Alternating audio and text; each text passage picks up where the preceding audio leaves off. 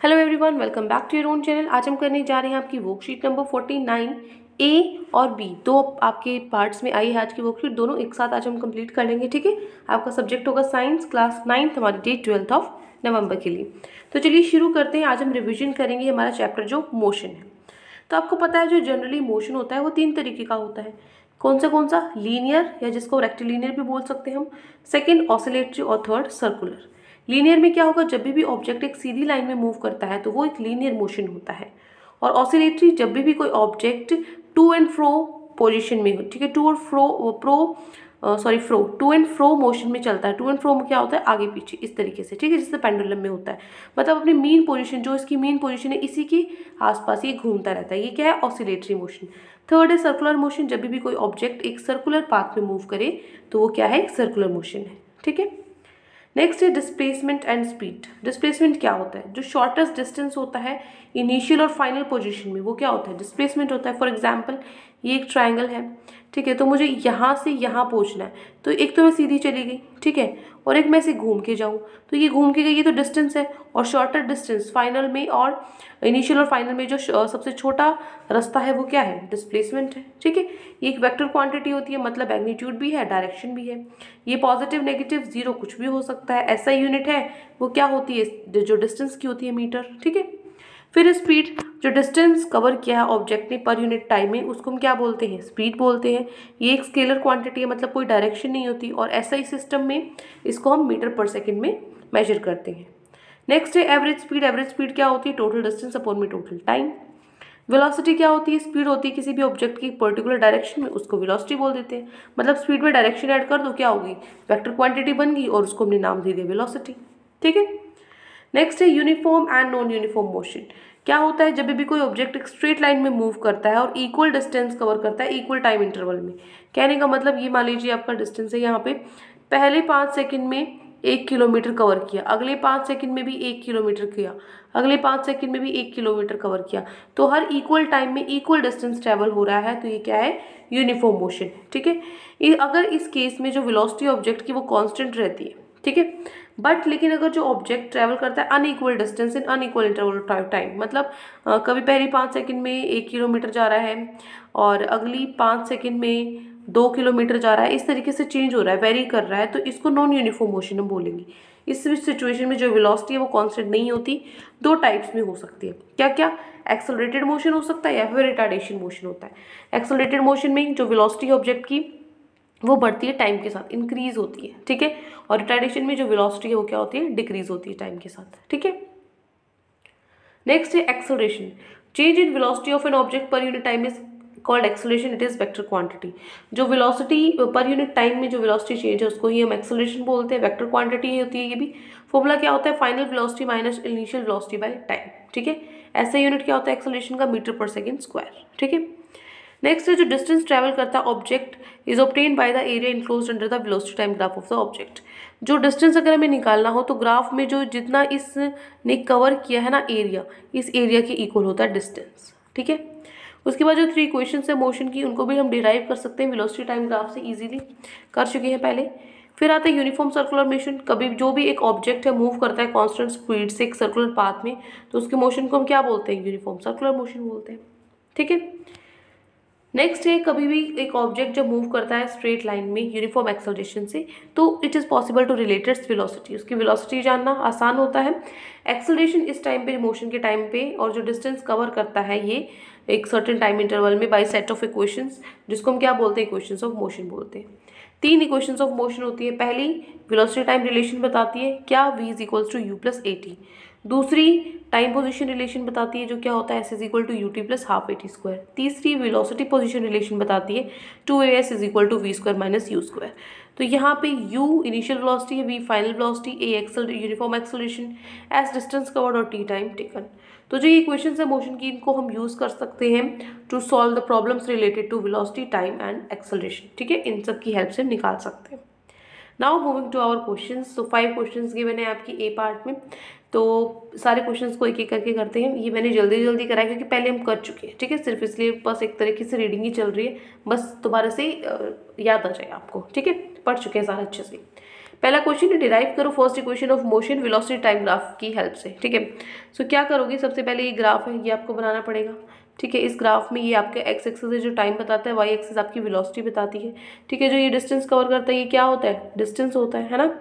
अब देखो, सबसे पहले डिराइव करने के लिए हमें जो वेलोसिटी टाइम ग्राफ है उसमें इनिशियल वेलोसिटी को हमने यू नहीं माना है, क्योंकि इनिशियल वेलोसिटी यू यहाँ से होता है ना, जीरो नहीं माना है, सॉरी जीरो यहाँ से होता है, हमने ऊपर से लिया है, कुछ ना कुछ वैल्यू है।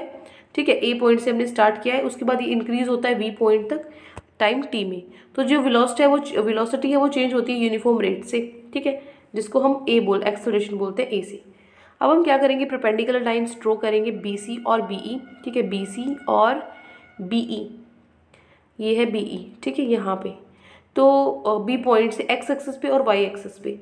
ठीक है, तो यहाँ से जिसको हम वेलोसिटी और टाइम की फॉर्म में लिख रहे हैं, तो एडी है वो क्या होता है, यहाँ पे पैरेलल है ओसी के, एडी पैरेलल है। तो यहाँ पे जो इनिशियल वेलोसिटी है वो क्या है, ओ ए है इनिशियल वेलोसिटी, और फाइनल वेलोसिटी क्या है, फाइनल वेलोसिटी क्या है, बी सी है, और टाइम इंटरवल क्या है, टाइम इंटरवल ओ सी है, या फिर एडी बोल सकते हो आप। ठीक है, सो अब जो चेंज है वेलोसिटी में वो क्या होगा, फाइनल माइनस इनिशियल। फाइनल क्या है, फाइनल तो बी सी है, इनिशियल क्या है, ओ ए है, जो सी डी के इक्वल हम लिख सकते हैं। ठीक है, so B C minus C D लिखो, या फिर बी सी माइनस ओ ए मैंने लिख दिया यहाँ पे। अब मैं क्या करूँगी, यहाँ से बी सी को इस तरफ ले आई, ओ ए को इस तरफ ले जाएंगे तो ऐड हो जाएगा बी डी प्लस ओ ए। तो रिप्लेस करेंगे वैल्यूज पुट, जो हमने ये निकाली थी ना, यू वी जो रखी थी वही करेंगे। बी सी क्या था हमारा, फाइनल वेलोसिटी थी, वी रखो। ओ ए क्या था, इनिशियल वेलोसिटी थी, इसकी जगह यू रखो। So v is equal to b d plus u. तो बी डी क्या वैल्यू आ गई यहाँ पे, यू इधर जाके माइनस हो जाएगा, बी डी की वैल्यू क्या आएगी, वी माइनस यू। सो जो एक्सेलरेशन है वो क्या होती है, acceleration change in velocity upon time taken. Change in velocity क्या है, बी डी है। ठीक है, ये और टाइम ए डी क्या है हमारा, टाइम टेकन टी है। ठीक है, तो इसकी वैल्यू क्या है, वी माइनस यू जो बी डी है। ठीक है, सो यहाँ पे एक्सेलरेशन है जो बी डी अपॉन टी है, इसको मैं क्या मान सकती हूँ, ये टी ऊपर चला जाएगा, बी डी की वैल्यू क्या आ गई, ए टी आ गई। सो इसकी वैल्यू ए टी आ गई, इसकी क्या है, ए डी क्या हमारा टी था। सो फर्स्ट और सेकेंड इक्वेशन से हम लिख सकते हैं वी क्या होगा, यू प्लस ए टी होगा। ठीक है ना, क्योंकि यहाँ पे u ऑलरेडी है, बी डी की जगह बस ए टी रख दिया मैंने, यहाँ पे वैल्यू पुट कर दी बस। ठीक है, ये हो जाएगा हमारा फर्स्ट क्वेश्चन, जिसमें हमें first equation of motion derive करना था। ठीक है, नेक्स्ट है सेकंड क्वेश्चन। एक कार है जो ट्रैवल करती है डिस्टेंस 20 मीटर 5 सेकंड में, और दूसरा 20 मीटर फिर से 3 सेकंड में। तो उसकी एवरेज स्पीड निकालो। कैसे निकालेंगे, एवरेज स्पीड क्या होती है, total distance upon total time. Total distance कितना है, 20 + 20, और टाइम कितना है, 5 + 3। तो क्या हो जाएगा, 40/8 कितना हो जाएगा, 5 मीटर पर सेकंड, क्या हो जाएगा हमारा आंसर हो जाएगा। ठीक है, ये हो गया आपका क्वेश्चन नंबर 2। नेक्स्ट है क्वेश्चन नंबर 3। एक्सेलरेशन है जो एक कार है जो एक्सेलरेट करती है यूनिफॉर्मली 1 मीटर पर सेकंड स्क्वायर से फ्रॉम 5 to 10 मीटर पर सेकंड इन 5 सेकंड। तो डिस्टेंस आपको क्या करना है, निकालना है। तो सेकंड इक्वेशन ऑफ मोशन के हिसाब से पहले देखो, एक्सेलरेशन आपको 1 मीटर पर सेकंड स्क्वायर दिया हुआ है, इनिशियल वेलोसिटी 5 मीटर पर सेकंड, फाइनल 10 मीटर पर सेकंड, टी दिया हुआ है 5 सेकंड। तो वैल्यू रखेंगे किसके अंदर, s is equal to u t plus half a t square. तो यहाँ पे यू है 5, टी है 5, ठीक है, हाफ ए क्या है 1 है, टी 5 है। ठीक है, सो बस इसको वैल्यू सॉल्व करना है, 37.5 मीटर आपका आंसर आ जाएगा। ठीक है, हो जाएगा क्वेश्चन नंबर 3। नेक्स्ट है क्वेश्चन नंबर 4। फोर्थ क्वेश्चन है, अगर वेलोसिटी टाइम ग्राफ एक ऑब्जेक्ट का वो स्ट्रेट लाइन है जो एक्स एक्सिस के पैरेलल है, तो उसकी एक्सेलरेशन क्या होगी। तो देखो, जो एक्सेलरेशन है वो क्या है, rate of change of velocity है। तो ग्राफ अगर स्ट्रेट लाइन होगा पैरेलल एक्स एक्सिस की, जो वेलोसिटी है इसका मतलब चेंज नहीं हो रही, वो कांस्टेंट है, तो एक्सेलरेशन क्या होगी, 0 हो जाएगी। ठीक है, ये हो गया क्वेश्चन नंबर 4। नेक्स्ट है question number 5। Find the speed of an athlete who completes 1 lap of circular track with radius 100 metre in 1 minute. ठीक है, एक सर्कुलर ट्रैक है, उस पर एक जो एथलीट है वो एक जो राउंड है वो कवर करता है 1 मिनट में। ठीक है, 100 मीटर का जो रेडियस है इसका। ठीक है, सो देखो यहाँ पे जो रेडियस है ट्रैक की वो 100 मीटर है, सरकमफ्रेंस क्या होगा उसका 2πr होगा। 2πr होगा, 2π क्या है 22/7, r क्या है 100 है रेडियस, तो 628.57 हो गया। उसके बाद जो स्पीड है वो क्या होती है, डिस्टेंस अपॉन टाइम होता है। डिस्टेंस कितना है, इतना मीटर है, टाइम कितना है 1 मिनट है। ठीक है, 1 मिनट है तो ये सेकंड में होना चाहिए क्योंकि ये मीटर में है, मीटर पर सेकंड होता है। तो 1 मिनट को 60 सेकंड लिख दिया, बस इसको डिवाइड किया तो मेरा आंसर क्या आ जाएगा 10.47 मीटर पर सेकंड, जो कि मेरा आंसर हो जाएगा। ठीक है, सो ये हो गया क्वेश्चन नंबर 5। तो ये 5 क्वेश्चंस आपकी वर्कशीट में 49A में दिए होते। अब हम मूव करेंगे अपनी वर्कशीट नंबर 49B में। ठीक है, इसी के बाद हम कंटिन्यू करते हैं। ये आपकी क्वेश्चन है, आपकी वर्कशीट 49B। सो यहाँ पे सब्जेक्ट आपका साइंस है, वर्कशीट 49B है, क्लास 9th हमारी डेट है 12 नवंबर के लिए। तो इसमें हम रिवाइज करेंगे force and laws of motion का रिविजन। ठीक है, तो देखो हमें हमेशा अप्लाई करते हैं फोर्स को किसी भी चीज़ को मूव कराने के लिए, किसी को रोकने के लिए, किसी की डायरेक्शन बदलने के लिए, शेप बदलने के लिए। जो फोर्स है वो कभी भी अकेला काम नहीं करता, जो फोर्स है वो हमेशा पेयर में काम करता है। पेयर में क्या होते हैं, फोर्सेस होते हैं जो उसके अपोजिट डायरेक्शन में फोर्स लगा रहे होते हैं।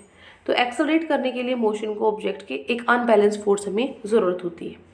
ठीक है, तो बैलेंस फोर्स का जो रिजल्टेंट है वो 0 होता है, अनबैलेंस फोर्स है उसका रिजल्टेंट ग्रेटर देन 0 होता है, जिसकी वजह से हम किसी भी ऑब्जेक्ट को मूव कर पाते हैं, डायरेक्शन चेंज कर पाते हैं, शेप या फिर कुछ भी। ठीक है, तो फोर्स क्या है, सिंपल पुल और पुश है, किसी चीज़ को खींचना या किसी चीज़ को धक्का देना, है ना। यूनिट क्या होती है फोर्स की, kg मीटर पर सेकेंड स्क्वायर या फिर न्यूटन बोल सकते हैं। एक न्यूटन क्या होता है, एक यूनिट ऑफ फोर्स को हम डिफाइन कर सकते हैं कि जो एक्सेलरेशन प्रोड्यूस हुई है 1 मीटर पर सेकेंड स्क्वायर 1 किलोग्राम मास से। ठीक है, अब force and laws of motion, force and laws of motion, तो यहाँ पे न्यूटन्स लॉज ऑफ जो मोशन है, सो यहाँ से देखो इसके 3 लॉज ऑफ मोशन है, फर्स्ट लॉ, सेकेंड लॉ और थर्ड।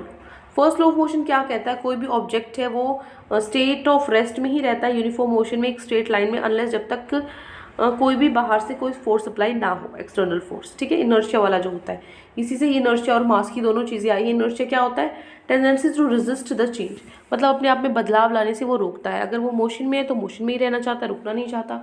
अगर रेस्ट पे है तो रेस्ट पे ही रहना चाहता है, मोशन में नहीं जाना चाहता। और मास क्या है, मेजरमेंट है इनर्शिया का। ठीक है, फिर आता है सेकंड लॉ ऑफ मोशन, क्या है, जो rate of change of momentum का है, मोमेंटम है किसी भी ऑब्जेक्ट का, वो प्रोपोर्शनल है किसके, अनबैलेंस फोर्स की। ठीक है, तो हम इसको लिख सकते हैं F = m। मोमेंटम क्या होता है, mv होता है। ठीक है, ये है second law of motion. Third law of motion क्या है, हर एक एक्शन का एक इक्वल अपोजिट रिएक्शन होता है, ये एक्ट करते हैं डिफरेंट बॉडीज पे। उसके बाद आता है यहाँ पे law of conservation of momentum. Law of conservation of momentum में जो टोटल मोमेंटम सिस्टम है वो कांस्टेंट रहता है, ये है law of conservation of momentum. ठीक है, मोमेंटम पहले और मोमेंटम टकराने के बाद इक्वल ही रहेगा। Now moving to our question answers, तो इसमें भी आपको ये 5 क्वेश्चंस गिवन है, तो पांचों की सोल्यूशन एक बार फटाफट से कर लेते हैं, 49 वर्कशीट पूरी हो जाएगी। फिर फर्स्ट क्वेश्चन है, define 1 Newton force. 1 Newton force को डिफाइन करो, तो मैं डिफाइन कर सकती हूँ 1 न्यूटन जो फोर्स है उसको डिफाइन कर सकते हैं as the amount that produces an acceleration of 1 metre per, ये किसको कैसे लिखोगे आप, 1 मीटर पर सेकेंड स्क्वायर, स्क्वायर ऊपर है, ठीक है ना, ये 2 कहाँ पर है, ऊपर है। ठीक है, in an object of 1 kilogram mass, 1 kilogram mass का कोई भी ऑब्जेक्ट है और एक्सेलरेशन प्रोड्यूस कर रहा है, इतना फोर्स लगे कि एक्सेलरेशन प्रोड्यूस करे 1 मीटर पर सेकेंड स्क्वायर की। ठीक है, तो वो 1 न्यूटन फोर्स हो जाएगा। फर्स्ट क्वेश्चन हो गया। सेकंड क्वेश्चन है, what is SI unit of momentum and force.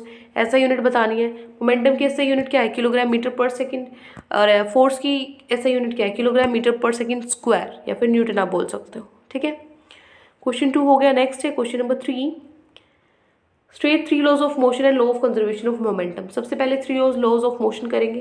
पहला लॉ ऑफ मोशन क्या कहता है, कोई भी ऑब्जेक्ट है वो स्टेट ऑफ रेस्ट में ही रहना चाहता है या यूनिफॉर्म मोशन में ही रहना चाहता है, स्ट्रेट लाइन में ही मूव करता रहता है जब तक कोई बाहर से कोई एक्सटर्नल फोर्स उस पर ना लगे।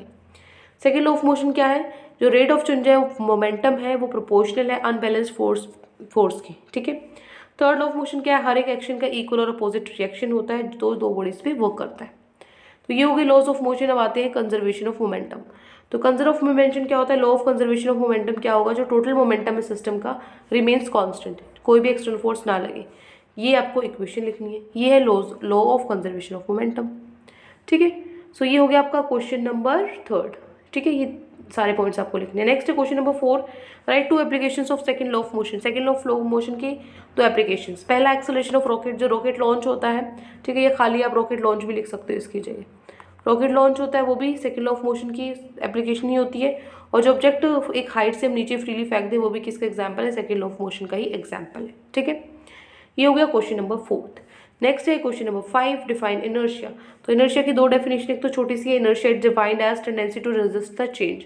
बट ये एग्जाम में मत लिखना, एग्जाम में यही लिखना कि इनर्शिया एक प्रॉपर्टी है मैटर की, जिससे कि जो स्टेट जो वो रेस्ट में ही रहना चाहता है या फिर यूनिफॉर्म मोशन में ही रहना चाहता है सेम स्ट्रेट लाइन में, जब तक भी कोई भी एक्सटर्नल फोर्स उस पर ना लगे। ठीक है, ये हो गया क्वेश्चन नंबर 5। तो ये 5 क्वेश्चन आपकी वर्कशीट में गिवन थे 49B में। तो हमने कंप्लीट कर लिया है हमारा पूरी वर्कशीट 49A और 49B दोनों इसी में। ठीक है, आई होप आपको अच्छे से समझ में आ गई है। कोई भी डाउट है किसी भी क्वेश्चन में तो कमेंट सेक्शन में आप मुझसे पूछ सकते हो। अगर आपको लेक्चर अच्छा लगे तो चैनल को सब्सक्राइब कर सकते हैं, वीडियो को लाइक कर सकते हैं। आज के लिए इतना ही, मिलते हैं नेक्स्ट वीडियो में। Till then take care, bye bye.